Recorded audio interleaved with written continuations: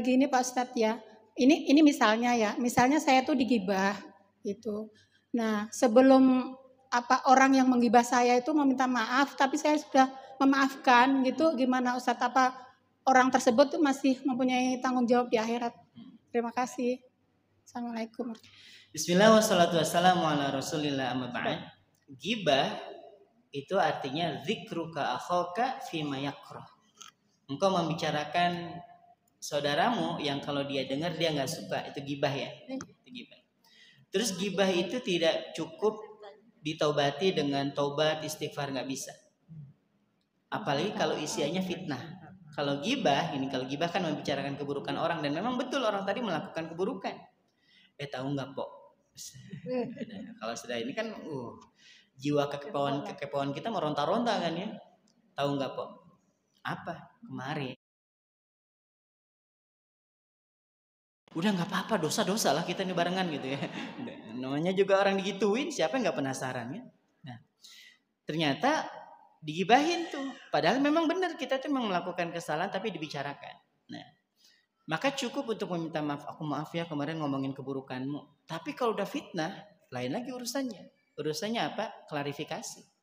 Kemarin kan aku ngomong kalau dia yang ngambil ya. Tapi benar loh ini aku minta maaf. Aku salah. Bukan dia yang ngambil tapi orang lain. Itu memang wajib diklarifikasi. Tapi ada nih keadaannya. Kita ini digibahin orang dan kita bisa maafin. Keren kan ya? Apakah dia memiliki tanggung jawab nanti di hadapan Allah? Atau cukup dengan kemaafan kita dan dia tidak diadili lagi oleh Allah? Nih. Di akhirat nanti kata Nabi, hadis ini diriwayatkan oleh Imam Muslim. Di akhirat itu ada dua orang yang saling berbantah-bantahan gitu ya, saling kelahi ini di hadapan Allah. Ini Nabi sampai tersenyum ya ketika menyampaikan hadis ini. Terus kata Allah gimana?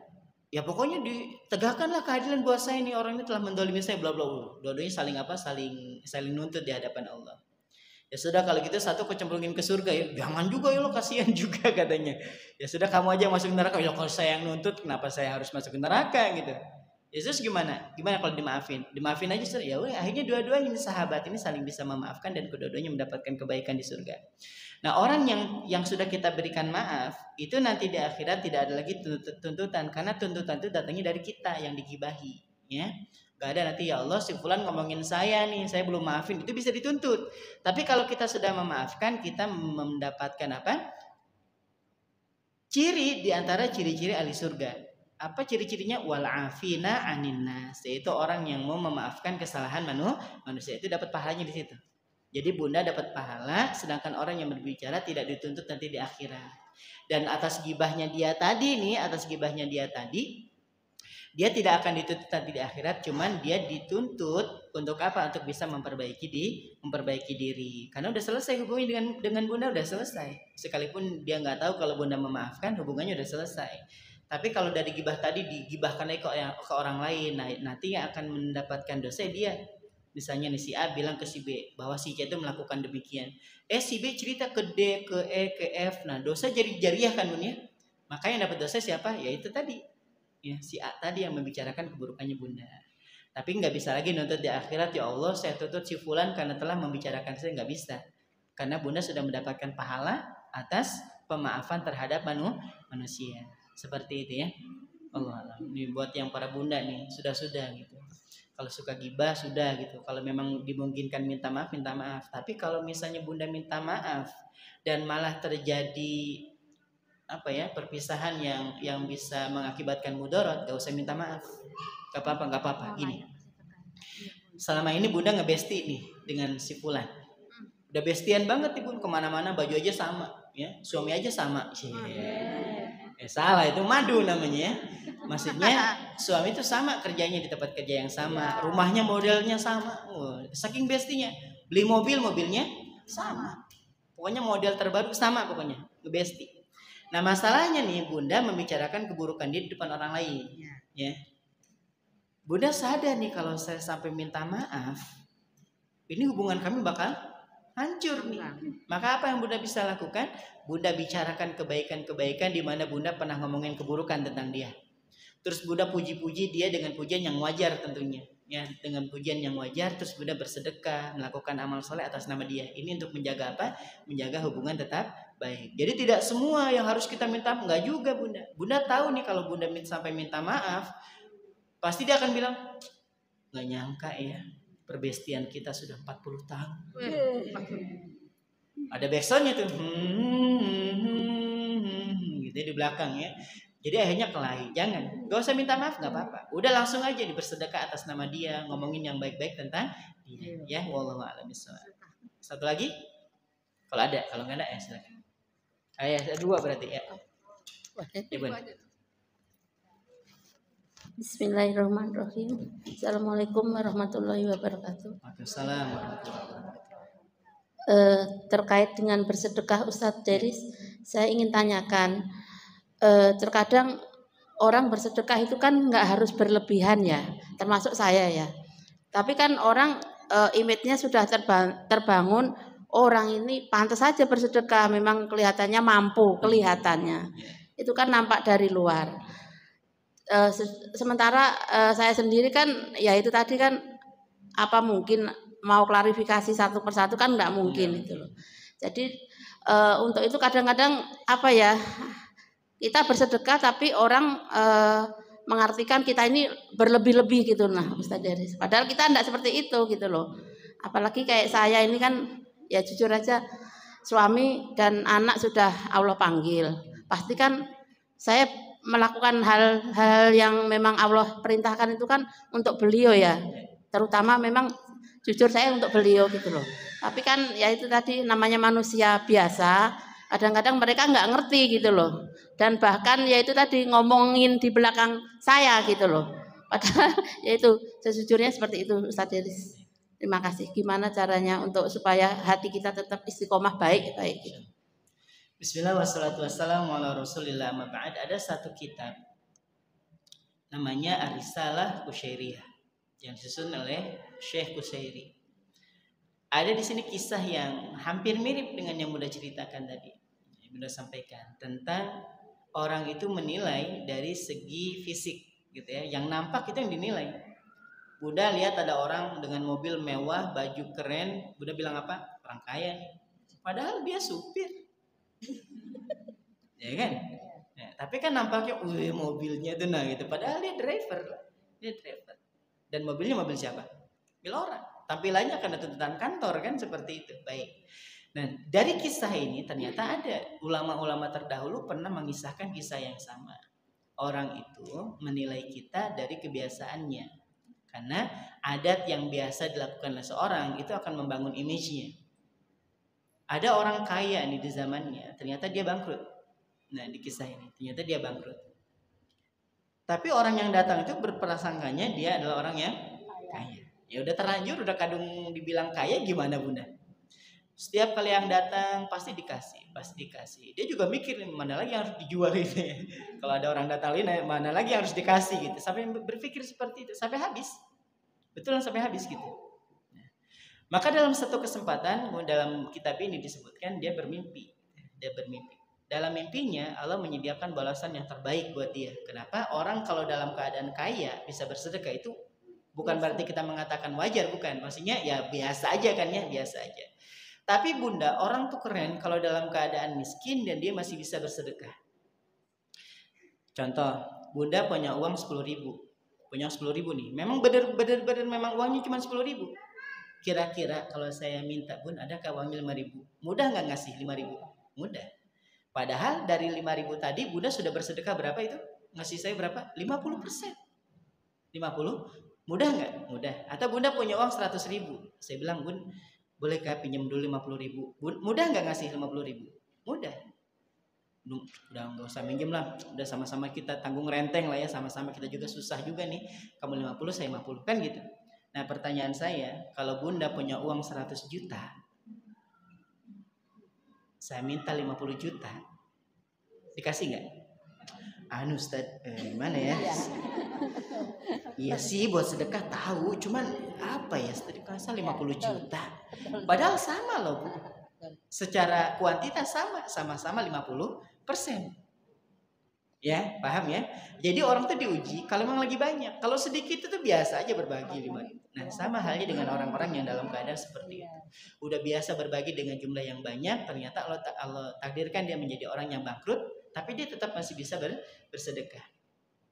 Image seseorang terhadap dia nih yang suka bersedekah, yang terlanjur kaya dan seterusnya, itu ternyata menjadi doa. Ya, ternyata menjadi doa. Kenapa kalau sampai kita mengira bahwa orang yang kaya itu kok kaya terus ya? Padahal dia biasa aja sebenarnya. Ya secara hitung-hitungan mungkin ya dengan kita kurang lebih aja. Cuma dia sudah kadung dikenal sebagai orang kaya. Sama aja sebenarnya. Karena doa kebaikan dari orang yang datang ternyata. Masya Allah. Ulama sampai ngejelasin kayak gitu. Bu, kita mau ada pembangunan. Ke siapa ya? Ke Ibu Anu tuh. Padahal dia lagi ngap-ngapan juga sebenarnya gitu. Tapi kita bilang apa? Dia loh Bu, kaya orangnya. Itu dermawan. Nah, dari kalimat kaya, dermawan, banyak uangnya, banyak rezekinya, itu jadi apa? Doa. Makanya jangan heran. Kalau orang-orang yang suka dimintain itu memang gak pernah habis hartanya. Gimana habis dong didoain sebelum didatangin? Gitu Bu ya. Nah Ustaz, gimana kalau misalnya saya dalam keadaan seperti ini nih, saya juga sebenarnya nggak pengen berlebihan, tapi juga saya udah terbiasa sedekah, mau gimana? Maka gunakan cara yang Nabi Shallallahu Alaihi Wasallam sampaikan kepada Abu Bakar, kepada Umar, kepada Utsman. Gimana caranya? Datang tuh Umar, dia membawa setengah harta ya untuk sedekah ya. Nah, kok apa yang kau tinggalkan? Nggak apa-apa ya Rasul, masih ada setengahnya di rumah. Setengah harta nih beliau sedekahkan. Datang lagi kan, Utsman datang lagi, banyak nih, lebih banyak daripada Umar. Namanya orang kaya kan. Ini wahai Rasul, apa yang kau tinggalkan? Ada lah pokoknya di belakang ada.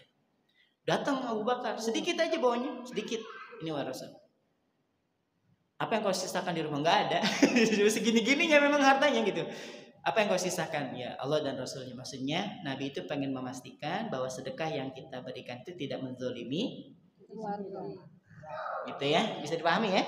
Kalau Abu Bakar, Nabi udah paham betul nih ya, nggak usah ditanya apa yang kau tinggalkan misalnya, terus aku meninggalkan Allah dan Rasulnya, itu Nabi paham betul, memang imannya udah terbentuk. Coba kalau kayak kita, Ibu berapa mau disedekahkan? Rumah saya, Ustaz. Rumah enggak. Rumah saya tetap saya tinggali, nanti saya keluarin sedikit gitu Bunda ya. Jadi sedekahnya yang tidak membuat orang yang ada di rumah merasa terzolimi, itu aja Bunda ya, supaya kita tetap ikhlas bersedekah dengan sedekah yang wajar. Tapi kalau ternyata orang sudah mengenal kita sebagai orang yang baik, mudah-mudahan itu menjadi doa kebaikan. Wallahu a'lam bishawab. Satu lagi Bu. Assalamualaikum warahmatullahi wabarakatuh. Ada yang bilang katanya kalau masih punya hutang, sedekah nggak ada pahala katanya. Hutang harus diwajibkan, dibayar dulu, baru bersedekah. Ya. Kalau kita belum mampu bayar hutang tadi kan banyak, kita nggak mau sedekah sedikit, apa ya kita nggak dapat pahala Ustaz? Baik. Bismillah wassalatu wassalamu ala rasulillah amma ba'd. Saya ingin sampaikan gini Bunda. Bab sedekah dengan bab hutang itu berbeda. Lebih longgar untuk masalah sedekah. Kenapa? Sedekah itu bukan hanya melulu harta ya Bun ya. Ada orang-orang miskin nih datang kepada Nabi. Miskin. Du'afa bahkan. Fakir datang kepada Nabi. Demo. Ya Rasulullah, kami ini demo. Bukan karena apa ya? Kenapa? Ini orang-orang kaya sudah memborong semua surga katanya.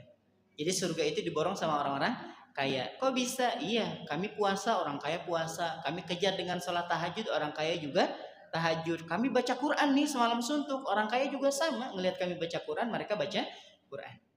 Tapi ketika mereka sedekah, nah kami melongo aja wahai Rasul gitu, nggak bisa ngapa-ngapain.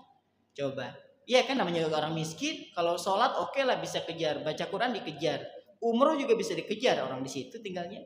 Tapi masalahnya wahai Rasul, mereka ketika bersedekah kami nggak bisa. Jadi surga itu diborong sama orang-orang kaya. Apa kata Nabi sambil tersenyum?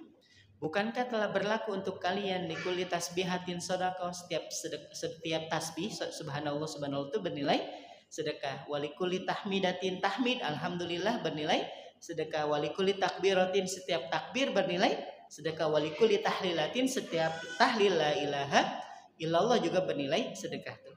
Jadi sedekah itu lebih fleksibel, lebih luas. Lebih luas. Lalu bagaimana keadaannya dengan harta nih? Dengan harta.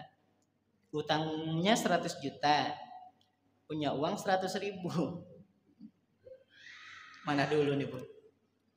Sedekah dulu tuh. Keren nih, ini udah ada jawabannya. Memang seperti itu. Tujuannya apa? Tujuannya sedekahnya tadi mudah-mudahan Allah bukakan pintu rezeki. Lah kalau misalnya Bunda nih punya uang 50.000, terus Bunda bilang kayak gini, Ustaz saya nggak bisa bersedekah karena saya masih punya hutang. Berapa hutangnya? Ada 50 juta. Ibu mau nutup dari mana yang 50.000? Gak bisa datang ke yang punya hutang, ke yang berhutang. Aku punya 50.000 yang mau bayar hutang. Alah buang. Orang hutangnya 50 juta bayar 50.000. Gak masuk kan? Gak masuk. Maka bersedekah dengan cara terbaik. Misalnya dari 50.000 yang 10.000 Bunda sedekahkan. Niatin aja untuk bisa dibukakan rezeki, mudah-mudahan dimudahkan urusan. Boleh nggak? Boleh. Nah lain gini Bunda. Lain kalau Bunda memang punya penghasilan lebih. Sedangkan hutangnya sedikit aja dan Bunda lalai dari itu. Nah itu yang berdosa. Ya Bunda ya. Tapi kalau misalnya Bunda ada hutang yang banyak tapi tidak cukup untuk mencukupi pembayaran hutang, maka cukup dengan bersedekah sambil minta sama Allah untuk bisa dimudahkan rezekinya. Seperti itu. Ya, bukan berarti haram. Apalagi sampai bilang nggak diterima. Sedekah itu yang dilakukan tetap diterima. Ya, cuman tadi kalau memang bisa ditutupi dulu. Tapi kalau nggak bisa menutupi, ya lebih baik membayar hutang dulu gitu ya. Kalau memang ada pilihan ini lebih nih Ustaz, bayarin aja dulu, nyicil misalnya, seperti itu ya. Bukan nggak diterima, tetap diterima. Ya selama tidak zalim ya. Wallahu a'lam bishawab. Ustaz, satu lagi boleh enggak? Iya, silakan. Afwan Ustadz ya. Ini di luar tema ini pertanyaan ini. Ya. Jadi gini Ustadz, sekarang itu kan lagi banyak penawaran masalah umroh yang pakai pembiayaan itu loh Ustadz. Itu gimana Ustadz hukumnya itu? Baik, bismillah wassalatu wassalamu ala rasulillah ma ba'd. Kalau Bunda bisa menakar. Kecuali haji ya. Kalau haji memang dari dulu saya termasuk orang yang kurang sepakat aja gitu ya, kurang sepakat. Ustaz Anda boleh? Silahkan. Saya nggak bilang salah juga kan ya. Saya nggak bilang salah loh ya, tolong nih, jangan dipotong nih ya. Saya nggak bilang salah, nggak. Saya bilang saya orang yang nggak sepakat aja, kurang sepakat lebih tepatnya dengan talangan haji itu. Kenapa? Karena memang keluar dari apa yang disyariatkan oleh Allah. Haji itu bagi yang mampu. Ya, haji itu bagi yang mampu. Bunda ada rezekinya, terkumpul sekian. Dan kalau Bunda daftar udah cukup mencukupi haji, berangkat. Kalau belum jangan sampai pakai dana talangan. Gitu aja. Ya Bunya kalau haji. Nah sedangkan umroh gimana Ustaz? Nah ini saya lebih fleksibel kalau masalah umroh. Kenapa? Umroh itu pertama harganya juga nggak sebesar haji. Ya Bunda ya, pengeluarannya juga nggak seperti haji. Misalnya Ustaz kita nggak apa-apa lah susah-susah di sana. Bun 40 hari itu bukan waktu yang sedikit loh Bunda ya. Ya berhaji ya yang reguler ya. 40 hari itu bukan waktu yang sedikit loh Bun. Di sana itu Bunda pasti jajan itu pasti ya Bunda ya. Sekalipun makan sudah ditanggung misalnya 3 kali sehari, tetap aja pengen jajan, beli ini beli itu, pasti kebutuhannya lebih banyak. Terutama buat keluarga yang ditinggalkan. Itu tanggungan kita juga tuh, anak-anak kalau memang dia belum bekerja kita harus tanggung dulu semuanya. Banyak lah intinya. Kalau umroh, Bunda pakai dana talangan umroh. Bunda pastikan bahwa penghasilan yang Bunda dapat dari suami ataupun Bunda punya usaha itu Bunda memang secara udah ditakar, Bunda bisa bayar. Bunda takar dan memang bisa Bunda bayar. Dan kalau bisa tenornya jangan terlalu lama, misalnya tenornya 6 bulan atau 1 tahun lah udah maksimal betul gitu. Boleh nggak? Boleh. Tapi kalau misalnya nih dari umrah tadi sampai cicilan sampai 5 tahun, kayak kredit mobil, ya mau ngapain? Sudah nanti aja sabarin aja dulu. Ya kalau masalah umroh saya lebih fleksibel. Kenapa? Karena biayanya masih jauh lebih terjangkau. Dan kalau penghasilan kita memang kita rasa ini penghasilan tetap ya, bukan ngawang-ngawang penghasilannya. Pokoknya bismillah Ustaz untuk kebaikan sebentar ya. Bukan cuma modal bismillah kok, modal tiket pesawat harus dibayar ya. Bunda ini semua ini harta milik Allah. Datang aja ke pesawat. Gak usah beli tiket. Ibu mana tiketnya? Pesawat ini milik Allah Subhanahu wa taala. Gak gitu, harus beli dulu ya gitu. Terus kenapa ibu mau ngambil dana talangan haji? Biar Allah yang bayar. Sebentar ya, main Allah aja yang bayar, kita yang berhutang Allah yang bayar gitu Bun ya. Jadi kalau umroh lebih fleksibel, silakan aja kalau mau diambil, tapi jangan waktu yang lebih lama, 6 bulan atau 1 tahun. Nah itu masih diperbolehkan. Kalau lebih jangan, menyiksa diri namanya. Mendingan gini, Bunda kira-kira, Ustaz, saya tuh sanggup loh, saya nyicil sampai setahun. Nih ya, saya kasih tips. Ustaz, saya sanggup nyicil 1 tahun. Ya sudah, tinggal sabarin aja 1 tahun. Bener gak Bun? Nah, mendingan mana? Bunda pulang umroh mikirin cicilan, atau Bunda nabung sabarin tapi nanti berangkat dengan cash? Mendingan sabar. Bunda setiap sabar itu ada pahalanya gak? Innama yuwaffas sabirun. Sungguh telah disempurnakan pahala orang yang sabar. Innama yuwaffas sabiruna ajrahum bighairi hisab. Sungguh telah disempurnakan pahala orang yang sabar itu dengan pahala yang tidak ada batas. Keren Bun. Selama 1 tahun Bunda sabar, nabung sampai cukup nih setahun. Selama setahun itu juga Bunda mendapatkan pahala sabar yang tanpa batas. Pilih mana? Pilih talangan atau sabar nabung? Mudah-mudahan ini para bunda, tahun depan nanti kita kajiannya di pelataran Masjidil Haram. Amin. Di rooftopnya Masjidil Haram. Amin. Jangan cuman amin daftar. Amin enggak daftar. Ya, insya Allah tahun depan nanti kita ngadain kajian di pelataran Masjid Nabawi ya. Amin. Amin. Yang isi saya nanti. Amin. Kayak nggak ikhlas gitu aminnya. Amin. Amin. Iya. Ya, baik. Ini yang bisa disampaikan, kurang lebihnya mohon dimaafkan. Assalamualaikum warahmatullahi wabarakatuh. Waalaikumsalam.